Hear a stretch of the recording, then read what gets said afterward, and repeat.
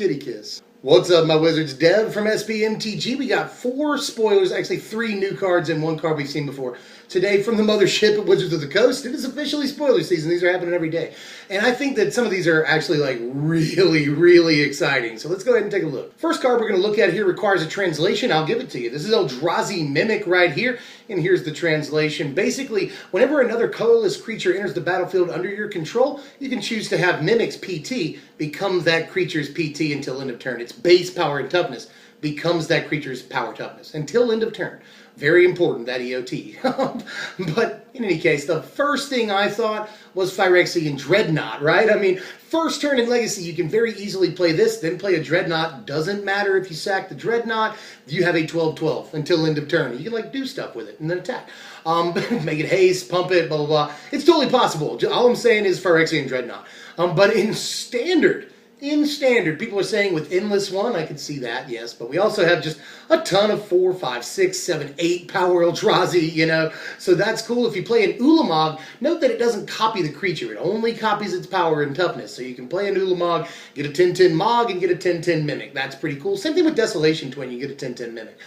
So there are definitely tricks, and I love that it's just an on-curve 2-drop, a 2-power, 2-mana guy, which this deck in the colorless or artifact deck in this format really needs. I feel like for like the blue-red artifact deck that I made like 2 or 3 months ago, like I had to use like Runed Servitor in that deck, and that's like not good. This, on the other hand, is insanely good, I think. And yeah, it relies on top decks as you go through the game, but that's cool. I mean, you can top deck a 6 or 8 power guy. This guy becomes a 6 or 8 power guy. That's really good. And in the meantime, it's just a perfectly acceptable 2-drop. You know, this card never is bad for the most part.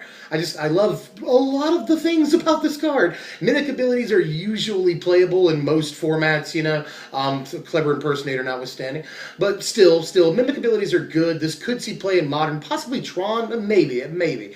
But mostly I'm excited about Phyrexian Dreadnought interactions and Standard. I think this does have a fair amount of Standard playability. I want to quickly touch on Seagate Wreckage, which we did know is Seagate Ruins until just today, you know, thanks to a mistranslation. But still the same card, still an insanely powerful effect. You know, it's compared to Library of Alexandria. It's not that card, but still compared to Library of Alexandria. And just, it's great. I like it. I've already ran it in the big red deck that I've been working on since Chandra was spoiled.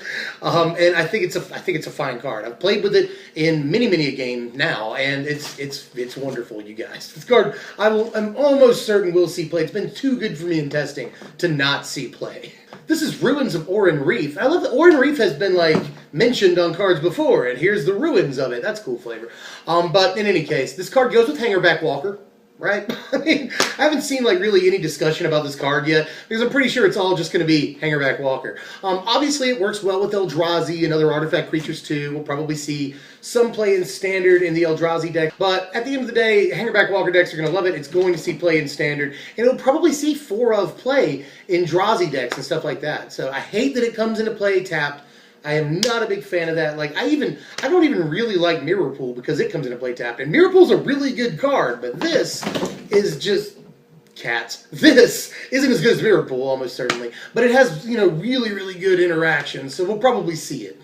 Last card I want to talk about is probably the one that I'm most excited about. Again, I'm a nerd for removal. This is Immolating Glare, which I think is a sweet name, first of all. Sweet art. It's going to look really good in foil, but let's get past all that. This is a strictly better kill shot, and I already like playing kill shot in sort of budget decks. You know, I think it's good budget removal, and it's really good in limited. This is just much better. It costs, you know, 2/3 of what kill shot costs. But kill shot notwithstanding, let's just say that this is going to be staple Standard removal. You know, when Gideon's Reproach came out, I liked it because I wanted a 2-mana instant speed removal option, and I think that it's not strictly better than Reproach because I think, if I'm not mistaken, that Reproach is attacking or blocking creatures, so it's not strictly better, but I think that most people would say this is just on the surface a better card than Reproach.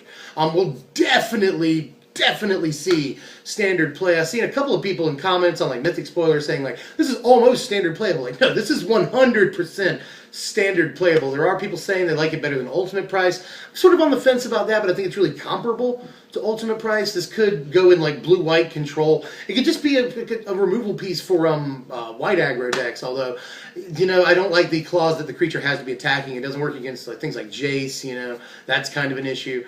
But on the whole, the card is on the up and up. It's great removal. Instant speed, splashable, cheap, does what you want it to do, removal, and at the end of the day, it will see just staple, absolutely, definitely standard play for the next year.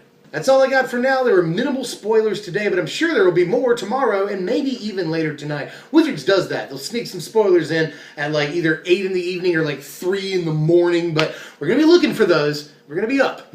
Don't worry, we don't sleep during spoiler season. So we'll be here with you with all the new spoilers and stuff like that. Sub if you're new. Like, share, comment, subscribe. I really love it when you hit the thumbs up button. That helps us like tremendously. And we'll see you guys next time with more spoilers and probably a deck tech coming up here soon. We got to do those. That's why we're in business in the first place. So I'll see you guys later. Thanks for watching, my wizards.